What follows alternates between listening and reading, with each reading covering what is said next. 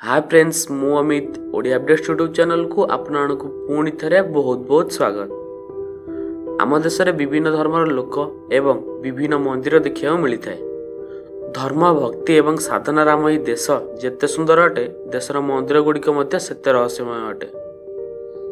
तो चलतु आज भिडियो मुझे रहस्यमय मंदिर गुड़िक विषय कहि जार रहस्य विषय बहुत कम लोक जना। भिडियोटी स्टार्ट करने पूर्व मुझे आपको कही रखी कि जदि आप आम चैनल को सब्सक्राइब करना तो भिडियो तले नाली बटन पर क्लिक कर चैनल को सब्सक्राइब कर दिंतु एवं पाखरे बेल आइकन पर क्लिक कर नोटिफिकेशन ऑन कर दिंतु, कहीं आम जब भी नुआ वीडियो अपलोड करूँ आपन को नोटिफिकेशन मिल जाए। तो चलतु भिडियोटी को स्टार्ट करिया।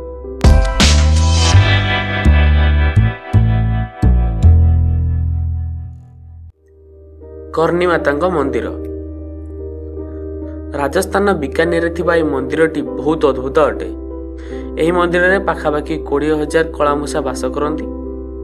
कर्णी मंदिर माने जहाँ माँ दुर्गा मंदिर रूपे परिचित, यह मूषा मान मंदिर कहुए। एठारे मूषा मान भगवान बोली मानती एवं तांको प्रतिदिन भोजन दि जाए। यही मंदिर में चलला बेले जदि आप कौन मूषा उपर भूल चढ़ी जाती तो यह अशुभ बोली कहुए।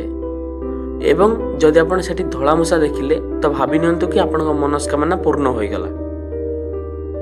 शनि सिग्नापुर आम देश में बहुत सारा शनि मंदिर अच्छी, से गोटे हूँ महाराष्ट्र अहमदनगर थिबा शनि मंदिर। एठारे लोक माने शनि देवता को बहुत भय करती, तेणु सेठारे चोरी हुए नहीं एवं सेठारे थिबा घर गुड़िक कबाट झरका किछि न थाए। एमिति कहा जाए कि से जगह जदि कहीं चोरी करे तो स्वयं शनि देवता निजे ताको दंड दियंती। काला भैरव मंदिर उज्जैन। जदि मु आपन को कहबी मूर्ति मद पिए तो आपन कहबे कि ना यह संभव नुहे, कहीं ना मूर्ति निर्जीव अटे, किंतु यह पूरा भूल।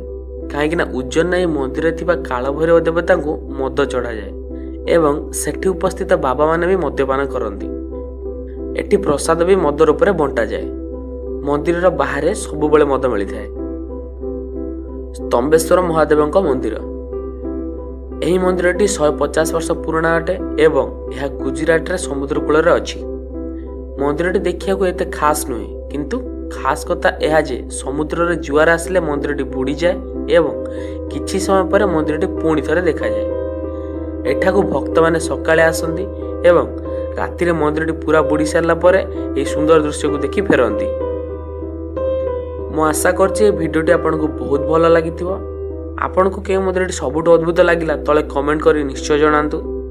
Thanks for watching.